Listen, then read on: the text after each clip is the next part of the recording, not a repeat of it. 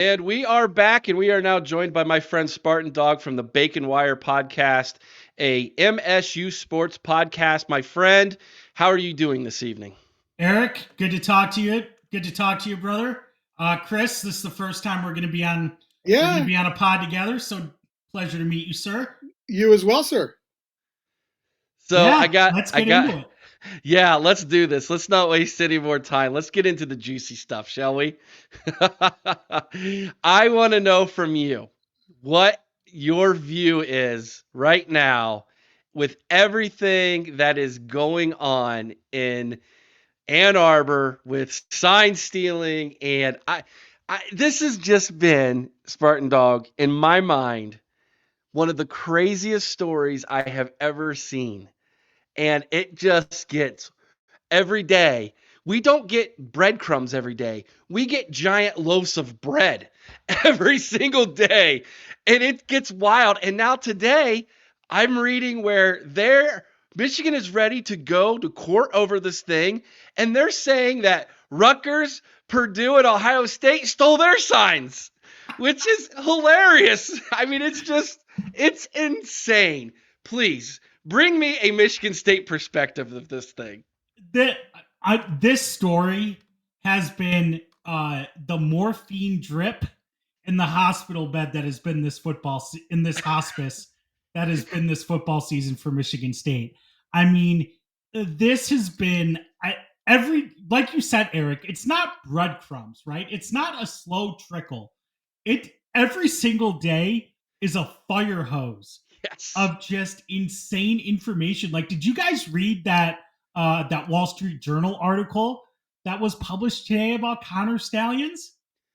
I have not. No, fill me in on this. I've been so busy at work that what I'm getting is late at night when I'm falling asleep, and I'm trying to like digest this as much as I can. So no, fill us in. Some of our listeners might not have heard this yet either. Yeah. So a story came out in the Wall Street Journal today about Connor Stallions, and we got some more details about his inner life. Let's call it. As he was exiting the Navy in 2018, he bought like a $500,000 house in Ann Arbor, which is like way too much house for someone just exiting military service.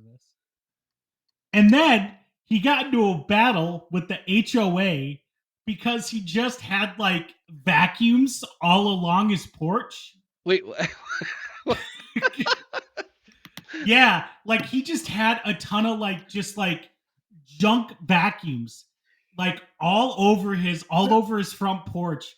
And like, so wait a minute, this guy was like fixing lawnmowers on his front porch before he got vacuum cleaners hired to steal, or vacuum cleaners before he was hired to steal signs by Michigan. Is that what you're telling me? It's even dumber than that, Chris. He was just flipping them on Amazon. Like, I don't know where he got these vacuum cleaners from. I don't know if he like went to Goodwill or wherever, but he would pick up these like junk vacuum cleaners, keep them on his front porch, and like sell them on Amazon. Like flip them on Amazon. He had like a 2.2 star seller rating because he would not do any refurbishment to the vacuums at all. Like he wouldn't even clean like the dust bin, you know, like where all the crap goes after you vacuum it up. He wouldn't even like empty that. He would just like throw it in a box and ship it. So do you think this is how he was paying for these tickets? I honestly do not know. Because if that's how he's doing it, that sucks. We're in the wrong business. Well, we're in the wrong business. Come on, that's funny. and I don't know. We're in the wrong business if you could pay for a $500,000 house with used vacuums. Yeah, I honestly don't know. I'm assuming he was probably held liable for refunds, considering he was like an established seller on Amazon. So I don't actually know how much money he made. But he got into a battle with his HOA because they're like, you can't just have all these vacuums on your front porch, dude. Like, it looks bad. And he like accused his neighbor of like trying to sabotage him because his neighbor sent his kid to Michigan State. So well, that's the Michigan MO right there. When you get caught, you blame someone else. Right. Exactly. Just flippantly breaking a rule and blaming someone else as you get caught. Everyone should have seen it coming. And then he filed for an LLC and he named like Blake Corum as like a partner in this LLC. And someone asked Blake Corum about it today, and he's like, "Yeah, I never agreed to do any of that. Like, I'm having my attorney look into it." Like, So let me get this straight. Now not only is there an NCAA probe, but Blake Corum is going to sue Connor Stallions as well. Apparently, I mean, again, it's a fire hose of just insane stuff that just comes out every day. It like tomorrow, I can't wait to what comes out tomorrow. It's you like you just can't make this stuff up. It's days of our lives. There it is. Yes, it really is. You cannot. Now, first of all, I got to interject here because let me tell you, there was a time where I was all into Days of Our Lives. So can we not bash Days of Our Lives? No, I'm not. I'm saying like this is no. I was quality at home, content. Laid up. You know the leg. I couldn't move it, so I got stuck watching it with the remote. Sure, Chris. died. Whatever, buddy. But no, I mean you cannot make this stuff up. It's a train wreck. I mean, you want to look away, but you just can't. You can't. And I think I said this to Eric when we did our preseason preview together. It's like usually when stuff comes out about Michigan, like Michigan fans have like this unique ability to just make it so annoying to talk about. You just don't want to do it anymore. It's too much fun not to. It's here. It's like it's overpowering. It's overpowering them being annoying because like they have their slappy beat writers behind paywalls promising that the next bombshell's about to drop, and like it never comes. Like I have no other analogy for this. And sorry to make this just like slightly political real quick. There's no other analogy for this than the 2020 election. Like I cannot wait. I cannot wait for the Four Seasons total landscaping moment. Like I can't wait. Like I'm eagerly awaiting the moment where Santa Ono or Ward or Jim are just like in front of some garage somewhere giving a statement about how like this is all made up and this is a giant conspiracy to get Michigan. It's too good. It's too good. It really is. It really is. Where do you think this is going, Spartan Dog? Like I feel like what's about to happen is the Big Ten's gonna slap a 2-game on Jim because that's kind of sounds like that's kind of what the limitations is at this moment. And after that, it's going to be NCAA eventually drops a bomb on them, is what it feels like. What do you think? Well, I think the 2 games comes from like after he had held the meeting after Tony Petitti had met with the coaches and the ADs, he met with Santa Ono. And he was like, he's like, hey, listen, you suspend Jim for 2 games. We're good. And that game was going to be Purdue. Yeah. Right? So you suspend him for Purdue and Penn State, and we're even. Like that's all we're going to ask for. And Santa basically told him to get bent. Mm-hmm. So I don't know like how much power he actually has. I think the 2 games scenario is what is kind of stems from that initial conversation Petitti had with Santa Ono. But I think his powers as commissioner go a lot farther than that. I wouldn't be surprised if Jim doesn't coach another game the rest of the season. I mean, that's kind of where I'm at. I don't know if they're going to go as far as to ban Michigan from the conference championship game, although I think they probably should. But I don't know if Jim's going to coach another game this season. I would be very surprised if anyone walks away from this scot-free, at least until the NCAA gets done with whatever they're doing. Yeah. So, I mean, we could go on all night on this. Well, I mean, can I touch on one thing here real quick, Eric? yeah, go for it. Sorry. No, just you talked about the 2 games being the extent. The 2 games is the extent under the sportsmanship policy of what Right. Petiti can do. However, if the other university presidents agree that this is a major infraction, they can step in and extend the penalty. The university presidents, basically a committee of university presidents, has to come forward, and they have to actually be the ones to extend more than the 2 games that Petiti can do. And can I just be honest? If that's the case, like, if it's really unfortunate that they are spending, that university presidents who are in charge of the education of 13 major universities in our country have to spend time coming up with a scenario for a man that has done this. Like, let's just be honest. Just put us all out of our misery, Eric. Just bench the guy for the year. That's what and I'm deal saying. with the fallout. It's that simple. You know, this is the same guy who a year ago wanted no due process for the Michigan State players. It was it was prosecute them now, and then now the tides have turned, the shoe's on the other foot, and it's like, oh, wait a second, we need a due process here. It's like, come on, man. Like, this is... Yeah. What makes that even crazier was that he was saying that while knowingly playing a defensive lineman who had a pending felony weapons charge hanging over his head. Bingo. So it's just kind of like, where's the rub here?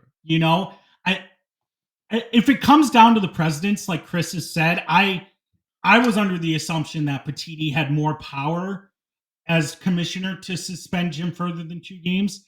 If it goes to the presidents, I don't think that they're gonna extend it past whatever Petiti's power reaches. It would be interesting to see what they do, but like you said, Eric, I mean, these are 13 people who are in charge of some of our nation's finest research and academic institutions. I'm not sure how much time they want to spend on punishing a weird guy. Yeah, I disagree. I think they do extend it. I really do. I think they're tired of these games.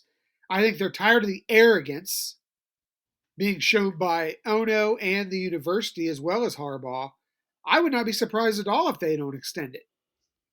And just to clarify, under the sportsmanship policy, which is what they're planning to use right now, it's a 2-game maximum that he can inflict. He could actually, under other policies, be able to do that, but he would actually have to have the NCAA findings in front of him to do it. Mm-hmm. Which are just going to take time. Which is just going to take time. Right. They can also actually post investigation still attach more penalty to it. Mm-hmm. But the thing is, I think that the university presidents and Tony Petiti all know what we know. If they don't do something now, the guys who are actually the ones guilty of this are going to skate while the University of Michigan deals with the consequences and the penalties afterwards. Because if they don't step in and do something now, we all know Harbaugh's going to the league next year. I think we can all agree on that. Yeah, I think this is probably the last dance. Yeah. So yeah. I think that they are going to make a statement here that this just isn't going to be tolerated. Spartan Dog, let's talk about your team, man. Let's talk about your season first off. I want your perspective. Do we have to? I mean, well, I do want your perspective on what happened in East Lansing and how you think the fan base feels about where you're at right now. Is that fair?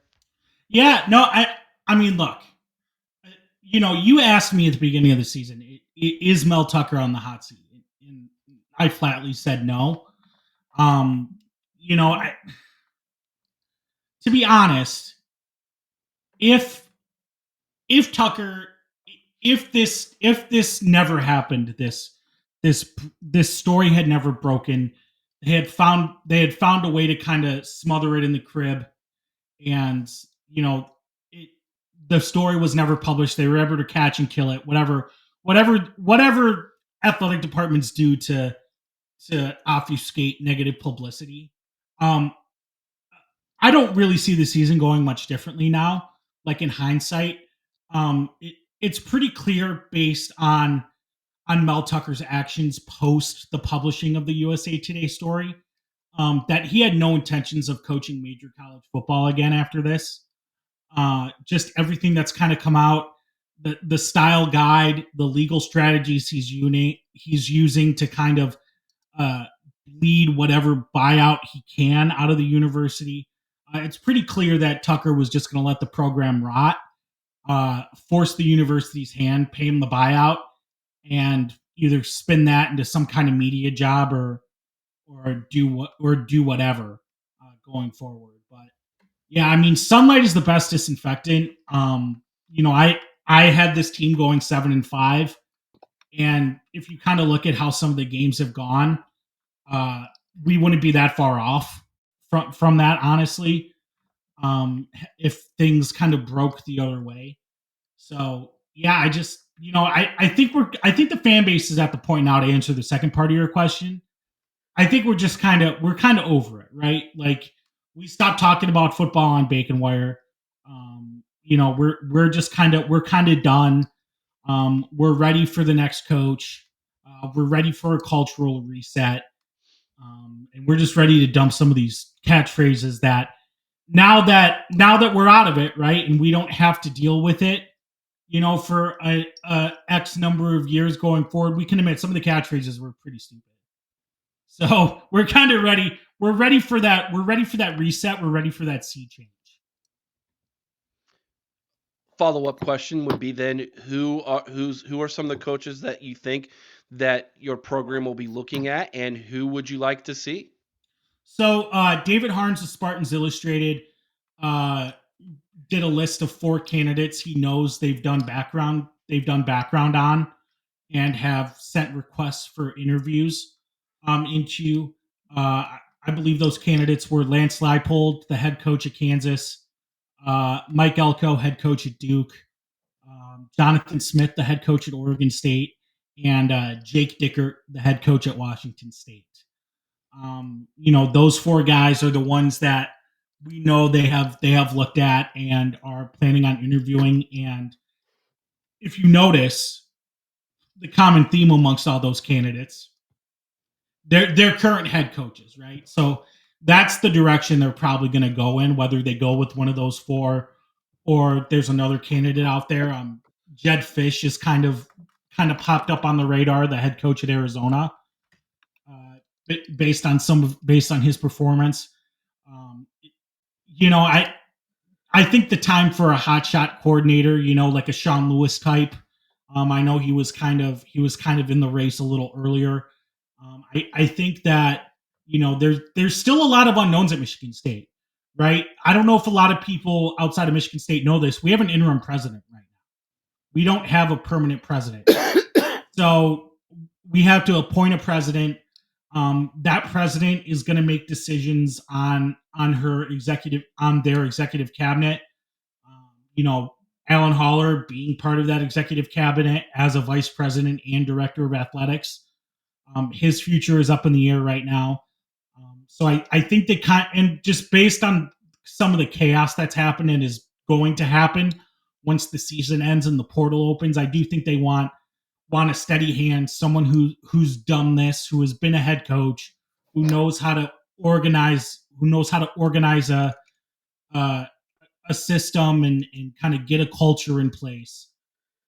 So those are the 4 guys we know they've been looking at. So let me ask real quick, because I know what our thoughts are on this, but I got to ask the Urban Meyer room. Look, here's my thing. Okay, I think the moral argument against Urban Meyer, and I've been steadfast on this, the moral argument against Urban Meyer is a losing one.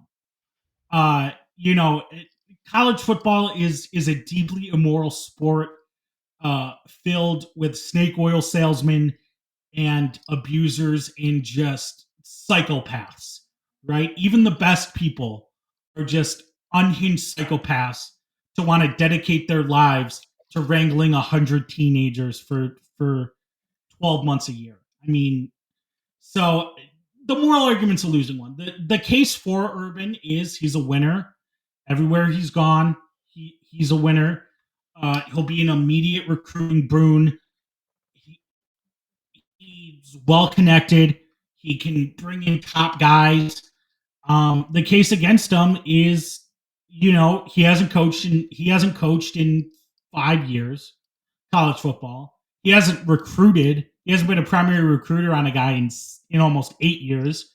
And you're almost certainly going to have to do that, at least for the first couple. He hates losing, and he's going to have to do a little bit of that starting out. And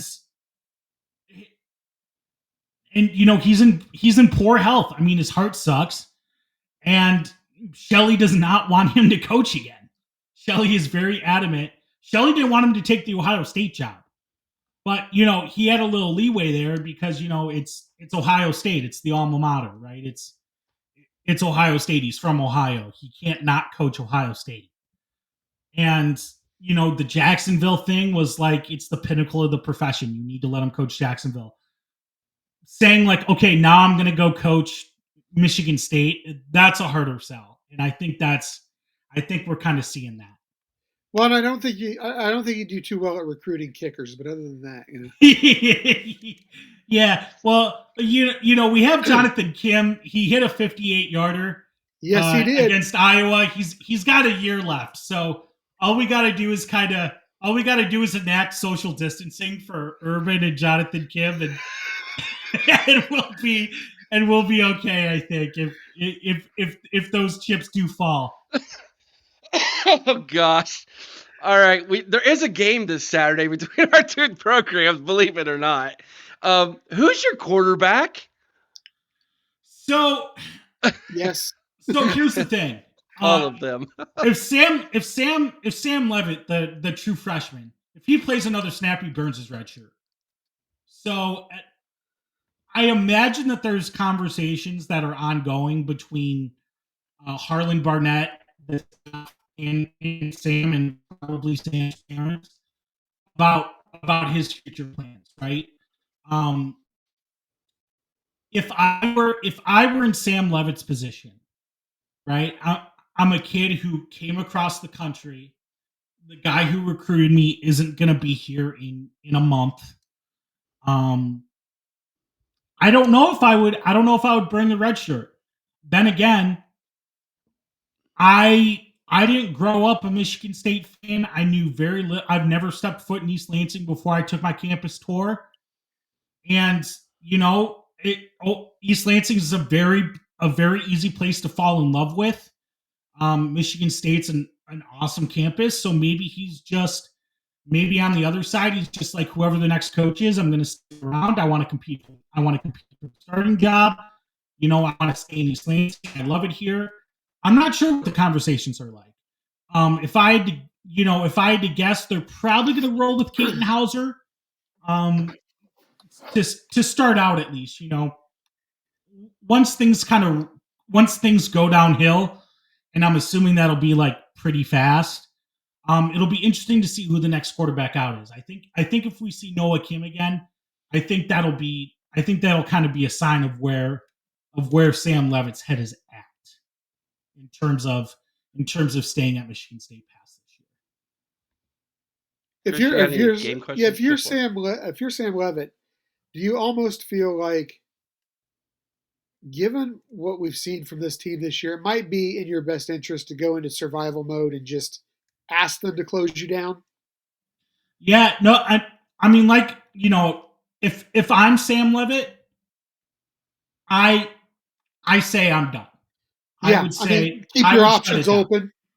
Right. That doesn't mean you're entering the portal. That doesn't mean you're leaving Michigan State. It just means that, hey, like, I want to keep that extra year, right? Based on, it's a small sample size from Sam Levitt, right?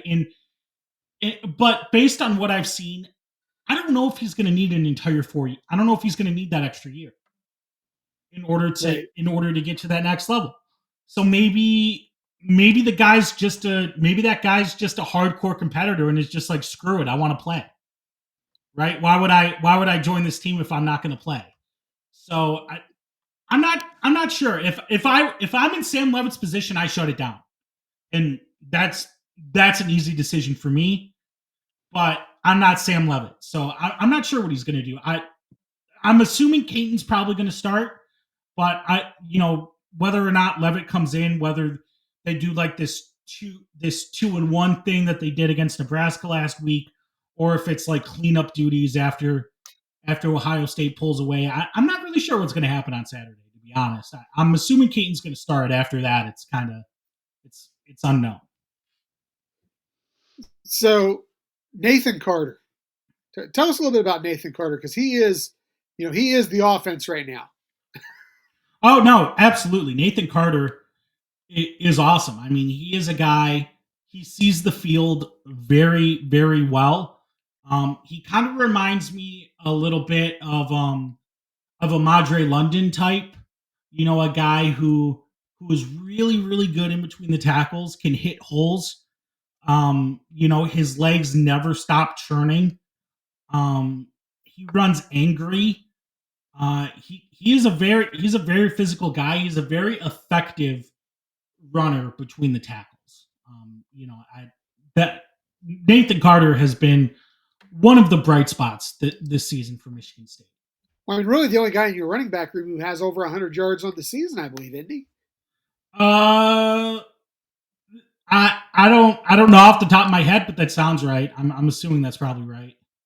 Spartan Dog, I would like to give you the opportunity to respond to the Whining from the Sully podcast about all of the officiating from this Saturday. I mean, look, right? Like, I'll be the first one to admit they missed a face mask. Okay, that was a pretty obvious face mask. The refs missed it. I don't know what they were looking at. On the other end, at the end of the first half, Michigan State was called for 4 straight defensive penalties. 4 straight defensive holdings.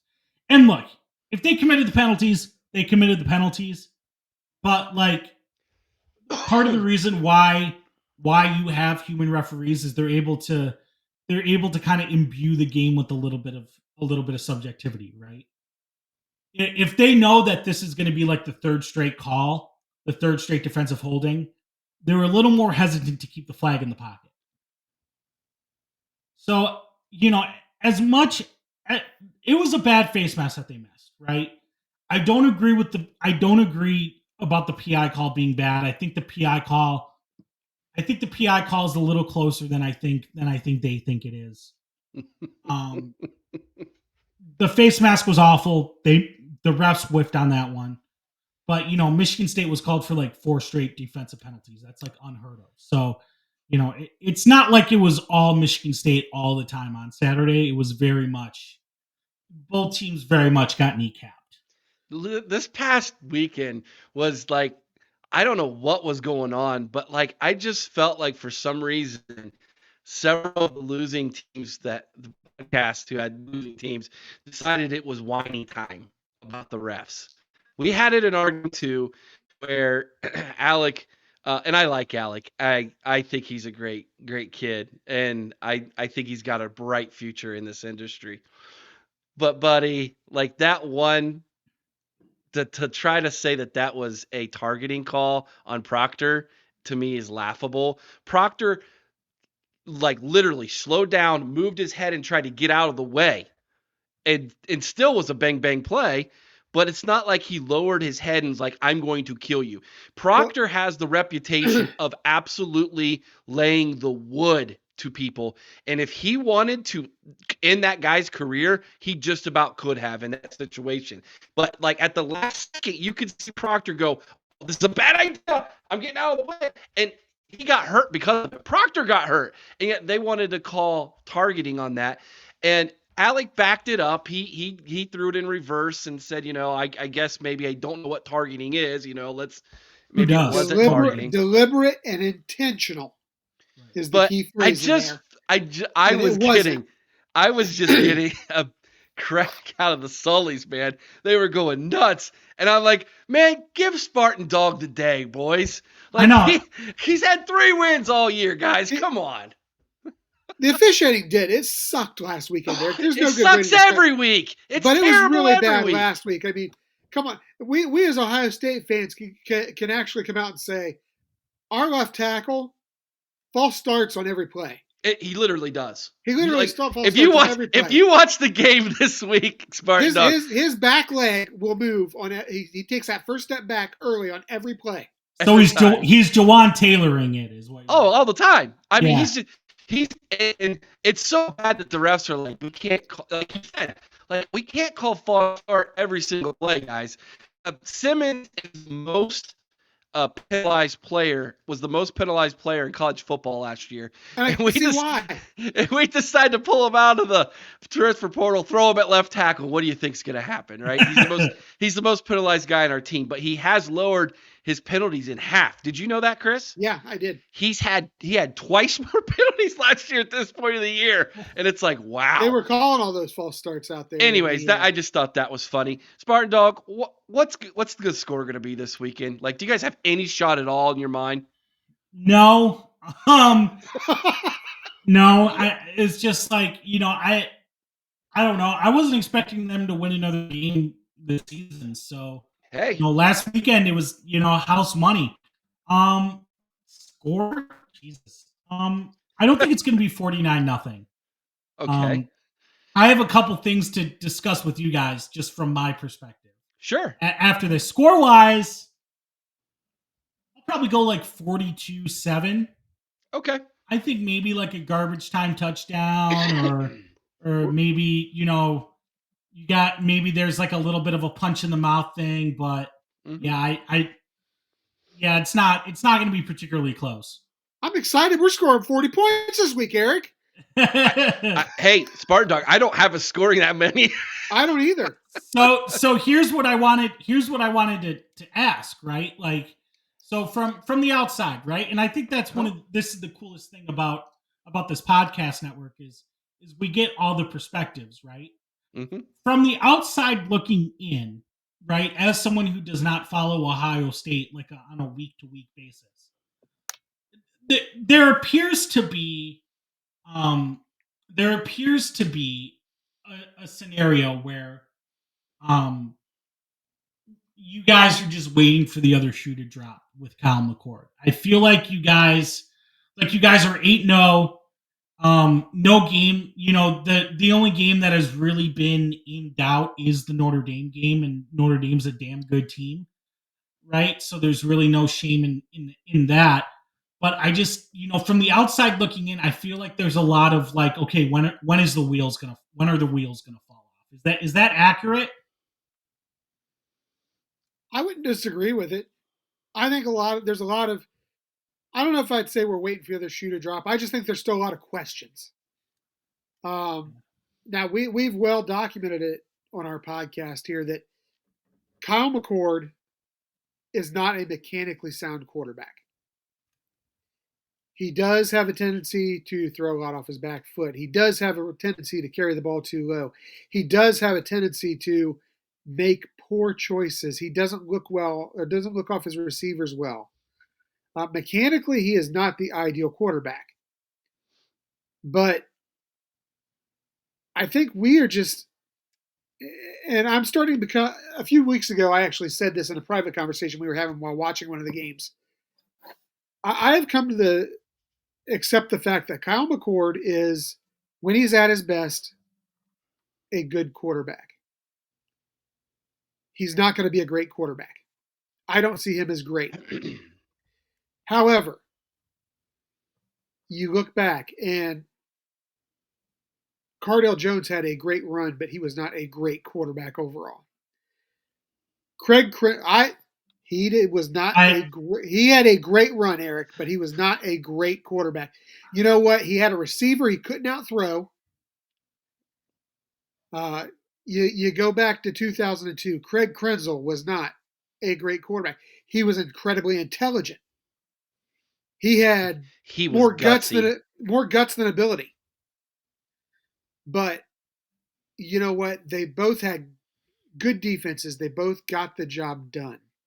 So they did enough to win, and I think that's what we're seeing with Kyle McCord right now. What you're seeing from the outside Spartan Dog, is a quarterback who Ryan Day is trying to teach him how to be a game manager.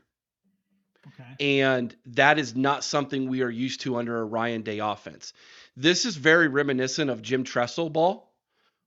Defense, we're going to win with defense, and offense, just put the defense in good position to win the game. And we aren't used to that as fans since Urban Meyer took over and since Ryan Day became the play caller. And Ryan Day is developing a quarterback who, in all honesty, is several steps behind the last several quarterbacks we had. And so it's a frustration for the fan base. We're spoiled, Eric. Oh, it's yeah, absolutely. absolutely. We're spoiled. The older fans will tell you this was norm for us. This is a normal Ohio State quarterback. And the last few weeks you've seen Ohio State play more like Ohio State used to. We're going to run the football. We're going to dictate the time of possession. We're going to control the line of scrimmage, and we're going to manage the game. And we happen to have a hell of a wide receiver who you can't guard. So that's kind of the playbook. But to answer your question, there is a lot of fear that, yes, we are going to get into a game where we have to rely on him to win us the game again. And I don't think Notre Dame 2.0 would happen again. So I guess, is this reversion to Tressel ball, right? This kind of pound the rock. We're gonna ram it down your throat. You're gonna get like 6 first downs the entire game. Your punter's leg's gonna fall off. Is that, do you guys think, a response to how Michigan is kind of to the rise of Michigan, or do you think it's just like how the cards have fallen and how the quarterback room shaped out? Yeah, so you nailed it. It's how the quarterback room shaped out. So there was a very real possibility that CJ Stroud was going to come back.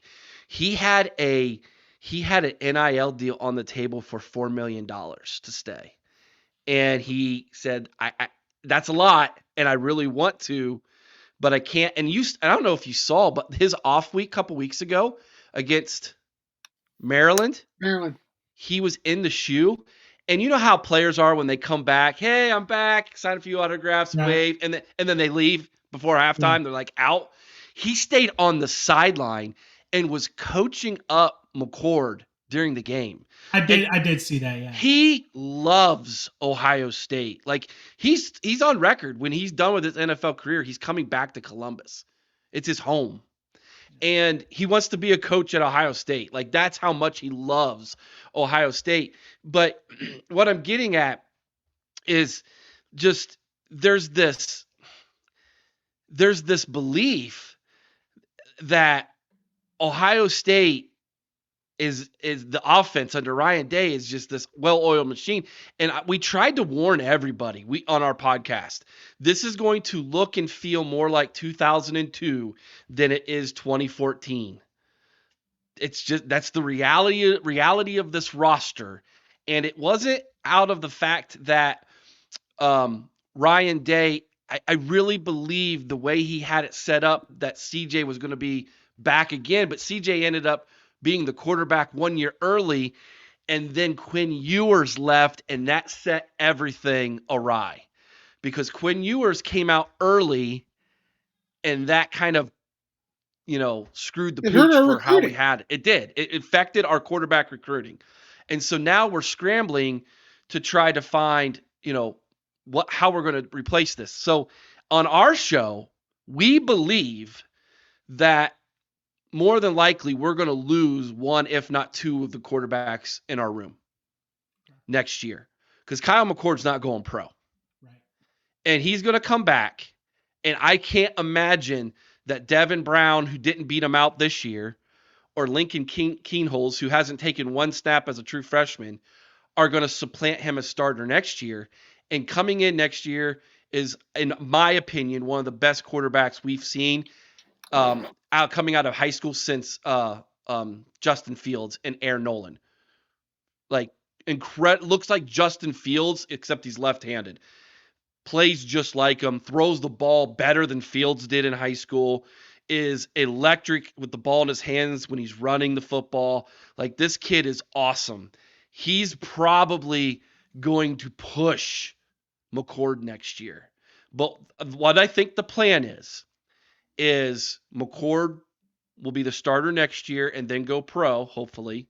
He improves enough. And then Aaron Nolan is the backup next year, and then he's the starter after that. That's the plan, which means there's probably going to be 2 quarterbacks hit the transfer portal, and Devin Brown and Lincoln Keenholz. So hope that answers your question. It does. Yeah, no, absolutely. You got anything else, brother? Yeah, so I think that one of the knocks against Ohio State a little bit has been the defense, and I think the defense is much improved this year. I mean, JT Tuileamilao has been just a game wrecker. I mean, he's been insane, and I butchered that last name. I know. Yeah, you did. I saw Chris start to giggle, and I was Tuileamilao. Okay, yeah, and so I mean, he's just been an absolute game wrecker. Just he's always in the backfield. He's got a nose for the ball. The secondary is much more physical. Yeah. Jim Knowles, is he here long term, or do you think he's going to get a couple interviews in this next carousel? You brought up a scenario. I'm going to run this by you. If you guys were to happen to snag Duke's head coach, yeah, I think he goes to Duke. That's where he's originally from. Okay. I could see that. Before he was the defensive coordinator at Oklahoma State, he was the defensive coordinator at Duke for like 4 or 5 years when they were really good there in the ACC, and then he left. Yeah. They took a dip, and now they're back again. Like, I think Duke would go after him. He's an East Coast guy. Cornell, he was a head coach at Cornell. He graduated from Cornell. He's a Philly dude. So, Duke, North Carolina. But Duke's kind of like that Ivy education type of high level. Yeah, they're like the step below the Ivies, yeah. Yeah, so there's a possibility he would leave for that job. I think he couldn't pass that up. But does he leave as a defensive coordinator from Ohio State to go to like Temple? No, he wouldn't do that. Ohio State made him a $2 million defensive coordinator. So are you going to leave a $2 million defensive coordinator job for a $2.5-3 million head coaching job at a school where it's not like that level? I don't think he would. But I could see him doing the Duke thing. That scares me a little bit. Well, I'll tell you, Duke would actually be a very desirable job at this point. If you look at the overall condition of the ACC, Clemson's down. I think we've talked about it before. We broke Clemson. Don't tell Kennedy that after last week. we broke Clemson, and they haven't been right since. Hey, buy stock in them. Dabo says now's the time to buy stock. Yeah. Yeah, well, Dabo also ranked us number 11th before we whooped his butt. He said that at I'm pretty sure the same thing was said by Enron execs in like 2002. I'm good. Yeah, but the Clemson's down. Miami gets a bunch of press every year, but really they're not a great team. I mean, right now is the time to go in as a football coach at a program like Duke, which has had moderate success. Yeah. And if you can bring just a little bit something special to that, I mean, that's a desirable job right now, especially if you're in Knowles. You go 500 every year and go to a bowl game at Duke, they love you. Yeah. Yeah, I mean, that's one of the nice things about Duke. You laid it out, Chris, right? The ACC, I mean, they've done away with divisions. It's not like Cal and Stanford are really going to bolster the football credibility of the ACC. Right. You have, the teams coming in aren't the caliber that Washington, Oregon, USC, UCLA are. Right. Right. So you have that. Duke. The thing that's impressed me the most about Elko and why ultimately Elko is my number one candidate is he's done more with less at a Power 5 program that no one has done probably since Mark D'Antonio in those kind of early Michigan State years. I mean, he is winning games with the backup freshman quarterback at Duke. You know, the backup at Duke is not going to start at another Power 5 school. Like, that's the way it is. You're at Duke because you're going to go be a consultant after school. You're not going to, you don't go to Duke to be in the NFL. So I think that the way he's been able to kind of turn the program around quick, they went from like 4-8 to 9-3 in his first year, and now they're on track to win 8-9 games again and get to another bowl game. I mean, it has been very, very, very impressive what he's been able to do. Yeah, and he's done a lot of this without his best player, the quarterback. Yeah, who's been injured. So it's been incredibly impressive what he's done there. Absolutely. So that's Mike Elko's. You gotta go get Mike Elko. The only problem is because Duke's a private school, like no one knows what his salary is because they don't have to. He's not paying. Publish that. He was nowhere near where Mel Tucker was. I'll tell you that. But yeah, oh yeah, absolutely. They think he's probably somewhere around 5. Mm-hmm. What the guesstimation is, somewhere around 5. So I mean, the money's there. The big fish, the big money guys, they're kind of black-pilled on Urban. It'll be interesting to see what happens. Allegedly, right? This has kind of been. If you had to give a credit rating to sources, these are the credit score on these sources, reliability ways, is probably in like the low 600s. They said that last week the deal was on like the 2-yard line. Everyone went to bed thinking that it was done, and they woke up the next morning. Urban left for Big Noon and ghosted them. That's what has been said. Urban loves to be courted. Yes, I know. He loves escorts. There's a joke in there's a joke in there somewhere. You have to be constantly checking his oil. So he loves to have more than his ego massaged. If you were to land Urban Meyer, I would be floored because I would be too. I think the only other Midwest program he would contemplate is Notre Dame. He's a Catholic who was raised in Northeast Ohio. And yes, he was an Ohio kid, Ohio boy, and they watched Woody Hayes and Ohio State growing up, but he was a fan of Notre Dame. He coached for Lou Holtz at Notre Dame. I think it was Lou Holtz, wasn't it, Chris? Yes. I think he was a GA at Notre Dame under Lou Holtz. He has an affinity for Notre Dame. I just don't see Notre Dame under their current structure where the head coach doesn't get to make all the decisions. I just don't see him. He's got to be in control.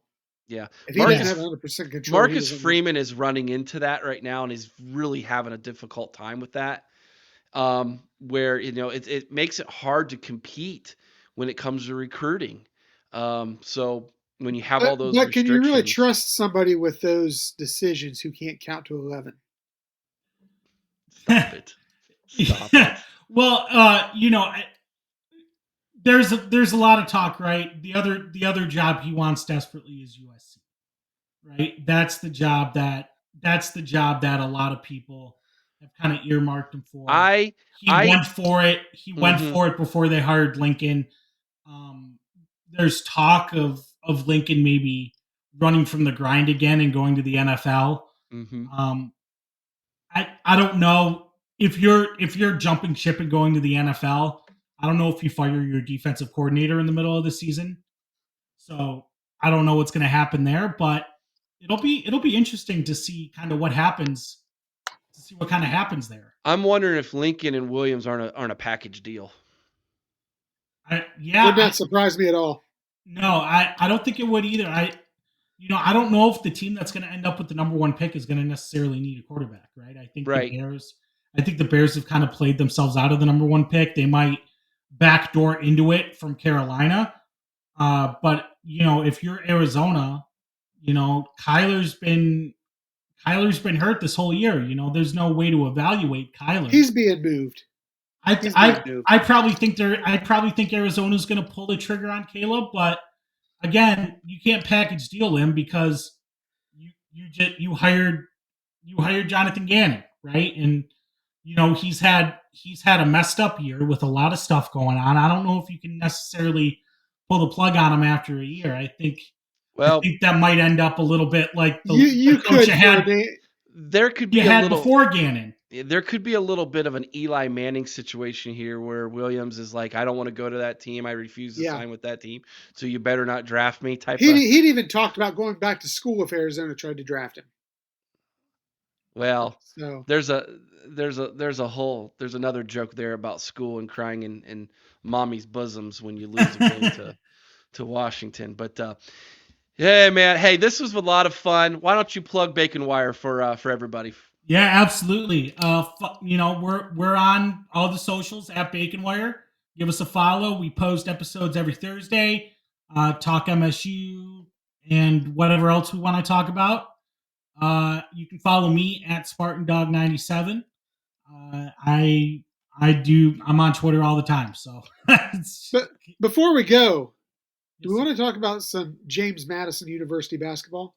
Oh, can we not? I just got. I had walked in. I had gotten over it. Right. I couldn't sleep last night. I was so upset, and I had just let it stew all day at work. I was just kind of I didn't get any work done today because I was just sitting at my desk stewing in anger. I had finally let it go on the commute home. I walk in the door, and the first thing is my dad walks in the door 10 minutes after me. So what the fuck happened last night? Oh, sorry, I forgot it was a family-friendly program, Eric. That's okay. We had the Wisconsin guy on. He dropped about 20 of them on me. So he goes, "What happened last night?" And it was it pulled me right back. I don't know. It's just Izzo's gonna Izzo. I don't know. It's just we'll see what happens. Beat Duke on Wednesday and see how I feel then. But right now the vibes aren't good. I was looking at flights to Phoenix. Have not booked them yet. Glad I didn't. I don't know. Everyone says college basketball, long season, but I'm a big believer in when someone shows you who you are, believe them. And this is not a team this is not a team that's going to go to Phoenix as they're currently constructed. There needs to be a lot of growth. Hey, I just had to take the shot because as an Ohio State fan, this may be the one shot I get to take when it comes to basketball this year. So, I don't know, Holman's. You guys got a good squad over there in the shot. Gosh. Shout out views from the shot, dude. Hey, we might have a good squad, but I don't know that podcast will have me on because I will literally just. He is the John Cooper of basketball. I've lost complete confidence in the Holt man. He does not know how to coach an offense. He's a great defensive coach, but we run the most stagnant, unimaginable, lazy offense I have ever watched in my entire life. It is, and I'm done with it. I'm just so done with it. I don't think he knows how to run a flex offense.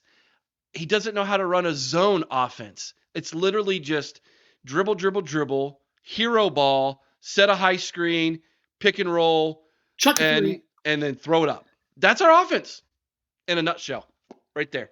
That's what we do. It's terrible. It's so bad we've turned to hockey. We have. Chris and I are more Ohio State hockey fans now than we are basketball fans. College hockey's a lot of fun. It's a college blast. Hockey is a lot of fun. Going to college, I loved going to MSU games. They were kind of down when I was there, so I didn't, it was pretty bad vibes. But yeah, I mean, Coach Hale's got the boys rocking. They're getting after it. So yeah, they just beat Ohio State. Hockey's a lot of fun. It is. Hey, so here's the deal. on our way out, I want you to know we go to one away game as a podcast every year. This year we went to Purdue. Next year we're coming to East Lansing. We're coming to Ohio State, Michigan State, and East Lansing. It should be beautiful weather. It's like at the beginning of the year too. Yeah, I think it's still in September. So you're gonna have to come, man. We're gonna make it happen. We're gonna tailgate. All right. All right, I'll book it. I'll tell the boys. We'll get something together. That sounds awesome. It'll be a lot of fun. We'll make that our fun getaway as a podcast next year. Spartan Dog, everybody, go check him out. Bacon Wire. You're gonna definitely want to do that. Appreciate you coming on, man. Yeah, no problem. Thank you guys for having me. Appreciate it. Take care.